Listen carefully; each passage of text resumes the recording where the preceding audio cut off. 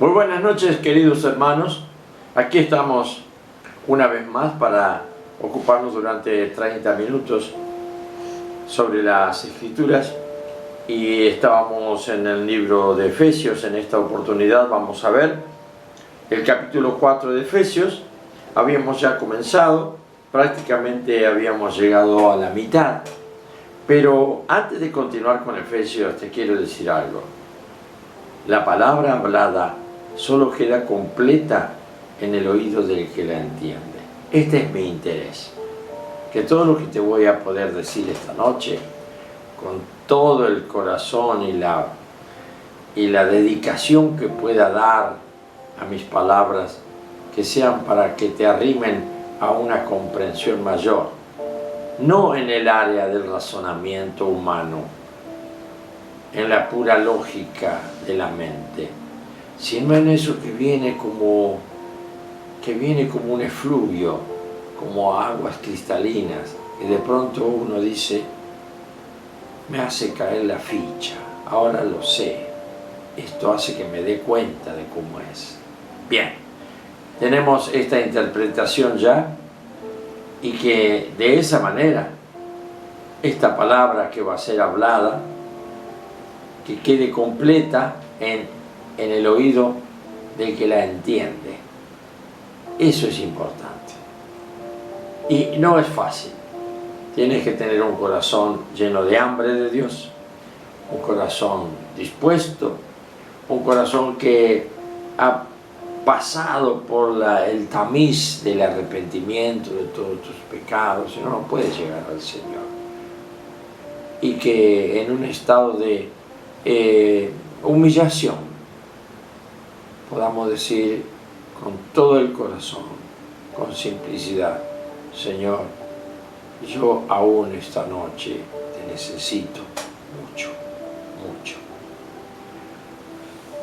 Y es Él el que va a venir y se va a mostrar, y entonces ese mucho nos va a hacer de abundancia para sentir y probar la fortaleza que nos da el gozo de conocerle un poquito más.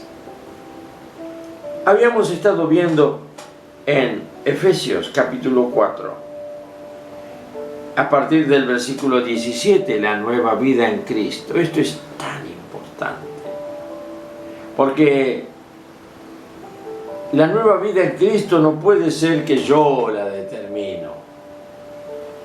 Esto es efecto del nuevo nacimiento, del cual le habló Jesús a Nicodemo, de lo cual le dijo: Nicodemo, si no naces de nuevo, no podrás ver el reino de Dios. Y le volvió a repetir: Nicodemo, si no naces de nuevo, no podrás entrar en el reino de Dios, y siempre quedarás en tinieblas. Solamente tu mente, sino también todo tu ser en tinieblas, buscando y buscando como en las sombras, sin tocar nunca nada, tanteando, sin nunca ver algo, porque el nuevo nacimiento es lo que te abre los ojos, porque el nuevo nacimiento es la inclusión de la vida de Dios, la vida de Cristo el Señor, que hace que ahora la tengas dentro tuyo, y esa vida comienza a hacer un ruido adentro, como un ruido de ebullición de una pava que hierve al fuego, agua hirviendo. Ya no son aguas heladas, un ruido de agua hirviendo comienza dentro de tu ser. Y es así entonces que esa agua que hierve es el cambio en tu interior, porque ahora eso que está hirviendo es la vida de Dios. Por solo creer. ¿Cuánto te costó? Nada. ¿Cuánto sale? Nada. No tiene precio. Vale tanto que Dios te la regala. porque sabe que no la vas a poder pagar. Así que esa ebullición es la nueva creación que Dios hace en ti. Y a partir del momento que crees en Jesús, por solo creer en Él y arrepentirte de tus pecados, que significa limpieza interior, comienza ahora la nueva vida tuya en Cristo y la nueva vida de Cristo dentro tuyo. Un amalgamiento de dos realidades que son tremendas y que si no las estás viviendo, estás como en la nada, nadando, sin elementos. Trata de aprender a nadar donde no hay aguas. Eso es lo que hacen muchos cristianos. Quieren nadar, no se tiran a la pileta porque saben, bueno, que les puede dañar la caída. Pero en el piso de la pileta ensayan como si estuvieran nadando. Por eso, el piso de la pileta es la palabra escrita. La conocen. Pero esa palabra escrita no hace que puedan elevarse a un nivel, a una altura y disfrutar de las olas, de ese Espíritu Santo que viene y, como decía, comienza a producir una ebullición interna. Si no has llegado a esto, y no sé explicarte bien cómo puede ser tu cristianismo. Te vuelvo a repetir lo de Jesús con Nicodemo. ¿Y qué tengo que hacer, maestro? Y Nicodemo se fue de noche a hablar con Jesús por vergüenza a sus coetáneos, a sus congéneres, a sus compañeros de oficio. Era un fariseo, conocedor de la ley, que llegó a creer en Jesús, pero no sabía cómo era, cuál era el centro, la médula del mensaje del Maestro Jesús. Se fue de noche y allí pidió hablar con él. Jesús lo recibe y le dice cosas extrañas y después le dice, Nicodemo, si no entiendes estas cosas tan simples, ¿cómo vas a poder comprender las cosas de la otra dimensión espiritual? Y Jesús te dice lo mismo a ti, me dice lo mismo a mí. Así que no busques con el entendimiento de comparar versículos con un criterio humano de aprender lo que es la lógica. Yo aprendí hace muchísimos años, ya lo he dicho tantas veces. Mi pastor en aquellos años, yo era un joven emprendedor en las cosas espirituales, pero quería saber, y quería saber con mi mente natural, como cualquiera que quiere saber algo. ¿Qué hace? Piensa en eso, se centra en eso, se esfuerza, repasa los conceptos, compara los conceptos, y ahí se debate en que cada vez son conceptos complicados, muy etéreos, conceptos muy intelectuales, y no se combina uno con el otro. Y al final uno termina no aprendiendo nada, porque no es el campo de este aprendizaje. Este aprendizaje tiene otra metodología, y es justamente cuando tú puedes callar tu pensamiento. Acallarlo y dejarlo sin funcionamiento. Que te digas a ti mismo, fulano, para la máquina, quédate quieto. El Señor, cuando haya silencio en tu templo, Él va a hablar y vos vas a escuchar su voz. ¿Cierto? Así es. Así que me dijo mi pastor, cuando entra la palabra de Dios y uno tiene avidez por recibir la palabra de Dios, entra por el oído, como la fe que entra por el oír. Pero entra una palabra y se transforma en un concepto fijo para ser elaborado, procesado en mi capacidad humana. Él decía, es una imagen de que el pensamiento, aún de la escritura, cuando pasa a mi mente, viene el diablo y tira la cadena. Porque mi mente es como un inodoro. Es para evacuar todo eso y mandarlo a un pozo negro. No sirve. No es la función de mi mente procesar la palabra de Dios. La función de tu mente es silencio, es apagarla. No le des lugar a pensar. Esto es tan difícil, tan difícil.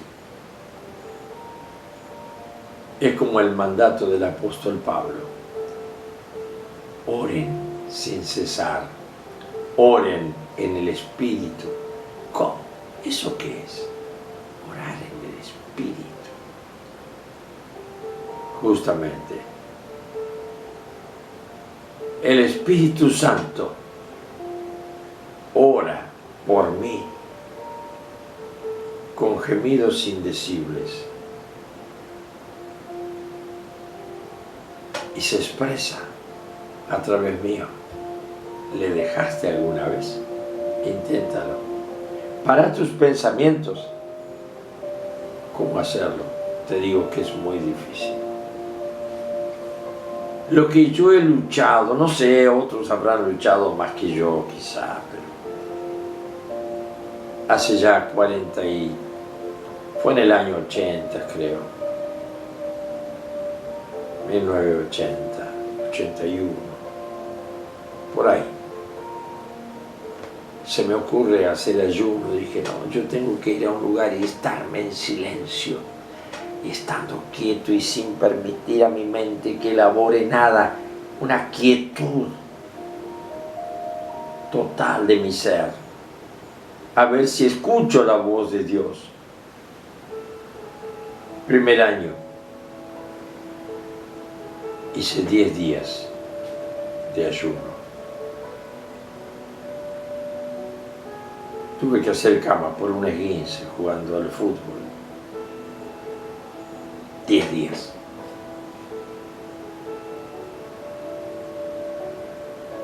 No escuché nada, no comí nada, solo líquido.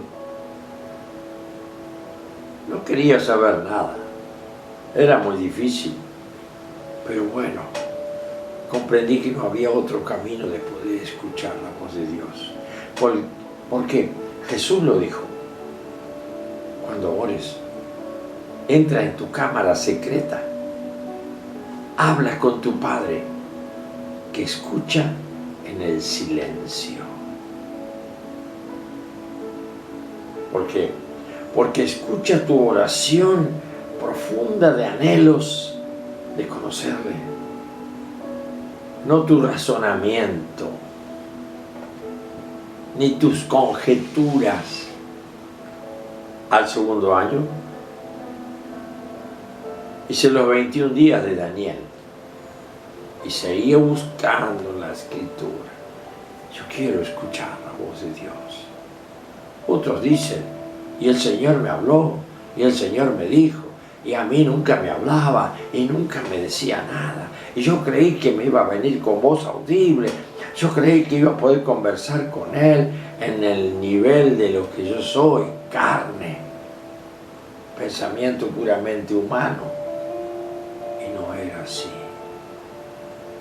Muchas cosas busqué en la Escritura, Me encontré con Apocalipsis 4, allí con Juan,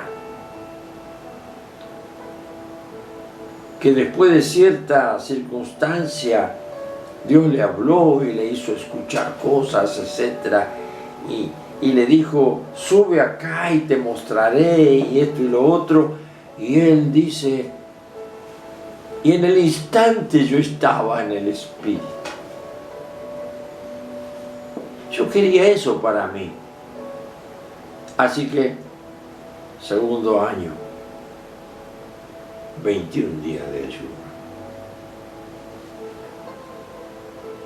Pero aún así, no había plenitud en lo que yo estaba haciendo. Era como que llegaba a un punto y, bueno, pero sentía que algo vibraba mejor que antes en mi ser. Dios, te necesito. Mi alma te anhela, Señor. ¿Dónde estás? Cerraba los ojos, hacía silencio para escuchar su voz. Y no escuchaba nada con mis oídos. Hasta que al tercer año decidí un día, voy a hacer 40 días de ayuno. Porque yo me estoy volviendo loco. Yo necesito contactarme con Él. Yo necesito. No puedo vivir sin Él. Y porque Él me ha metido adentro esta gran preocupación. Y es como que grito, pregunto, ¿a dónde? ¿Cómo hago? ¿A dónde voy para estar con vos? Me hace silencio y se esconde. Así que me hice una cabina pequeña en un ángulo de mi dormitorio en aquellos años. Vivía en San Justo, provincia de Buenos Aires. Una puertita corrediza de 50 centímetros. Ahí entraba yo y pasaba mis horas, mis días, y llegué a los 40. Escribía mucho que me iba pasando. Muchas cosas las tengo guardadas por ahí, como que pasé orillando, como dicen, orillando, no sé si es así exacta la palabra, muy al borde, muy próximo a una especie de desencanto total, a una especie de la pérdida de mi fe, sensaciones muy extrañas, paseando por mundos muy exóticos. Parecía que me iba a enloquecer. Pero dije, no, yo sé que Él es fiel conmigo, porque siempre ha sido fiel. Yo tenía 30 y largos años. Y comencé a tener miedos. Había leído bastante sobre lo que era la experiencia de otros hombres de Dios que habían ayunado estos ayunos prolongados de 40 días. Sabía por también los datos de la medicina que al día 22 el cuerpo ha consumido todas las grasas. Las células son consumidas, todos los sobrantes. A partir del día 22, el organismo comienza a consumir células vivas, o sea, comienza la muerte. Y me asustó mucho, y muy tentado a abandonar esta locura. Pero entre que sabía lo que estaba por pasar o pasando ya para esa fecha del día 22, y no encontrarme con aquel que parecía que cuando lo estaba ya al alcance tomado de mis manos, se escapaba y huía, y era como que le veía que corría adelante mío. Yo pensaba, es el inalcanzable, pero me ha dado fuerzas, lo voy a seguir. Seguí el día 22 y así pasaron muchos días más, hasta el día 40. No sé por qué te estoy contando este testimonio tan fuerte para mí, como que si fuera algo extraño, y fue algo extraño.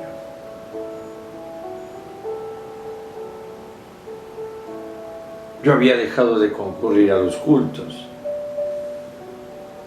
Si bien tenía la iglesia, yo a la mañana concurría a la iglesia central y a la tarde en mi iglesia atendía mis cultos. Lo único que yo podía experimentar era que me estaba impregnando de algo extraño. Le empecé a llamar a esto el valor de la impregnación. Y la impregnación era un fenómeno que solo se daba porque yo estaba dispuesto, estable, decidido. Te digo que perdí muchos amigos y conocidos. Vinieron a verme y yo no los atendí. También perdí la conciencia de muchas cosas. También me fui dando cuenta que el ser humano solo piensa con el estómago.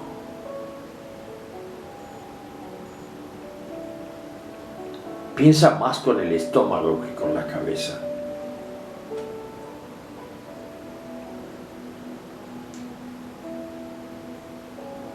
Y comencé a tener así experiencias muy interesantes.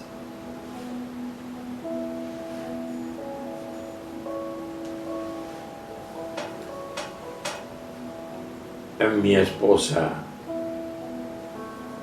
en el salón de la iglesia que estaba contigua,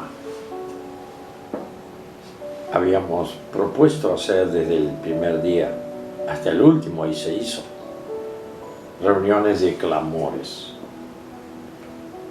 La mayoría de las personas que venían eran mujeres. Ella dirigía la intercesión por lo que yo estaba haciendo con el ayuno, y a la vez en apoyo de lo que Dios quería como objetivo de esto. Curiosamente, era yo quien cerraba las 2 horas de alabanza, así que era de 2 a 4. A las 4 de la tarde, yo salía de mi cabina, entraba en la sala de culto, y ahí pude comprobar este principio de la impregnación, porque solo entraba y se producían manifestaciones en estas personas. Se me caían los muñecos de la teología. Como por ejemplo que un hijo de Dios bautizado no puede tener ningún espíritu inmundo. Todas estas mujeres eran de la iglesia de bastante tiempo, bautizadas, hijas de Dios, pero de pronto yo aparecía y la mayoría se manifestaba, cosas extrañas, la impregnación. Y yo mismo me planteaba el problema, ¿qué pasa? No decía qué pasa con estas mujeres, porque yo sabía lo que estaba pasando con estas mujeres.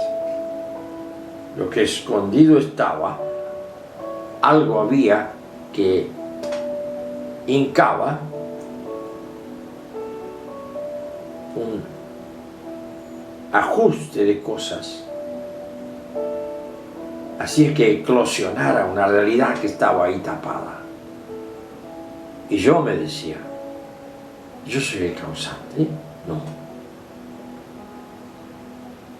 Yo no le dije nada a nadie, ni tampoco comencé a orar ni reprender ningún espíritu inmundo.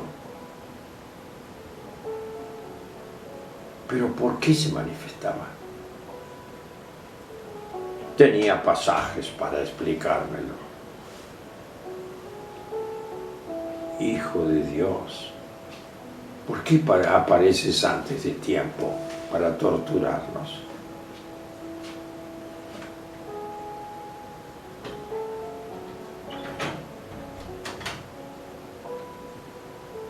O sea que cuando uno es verdaderamente hijo de Dios, lleva la impregnación del Hijo de Dios. ¿Lo crees? Si lo puedes creer, asegúratelo para siempre, que si te expones a la búsqueda del llenamiento del Espíritu Santo, no como si fuera un tableteo de tu cuerpo, sino una expansión de tu espíritu y un llenamiento de otro espíritu superior que es el Espíritu Santo, vas a tener una experiencia de quietud, de paz, de poder y de amor que viene de lo alto. ¿Por qué le buscaste? Y dijo Jesús, busca y hallarás, pide y recibirás, golpea y se te abrirá. Qué lindo. No sé por qué te cuento esto hoy, pero es mi experiencia. Hice las tres cosas y el reino de los cielos se abrió para un hijo más que Dios tiene en este mundo. ¿Te animas? Inténtalo. Que el Señor te bendiga.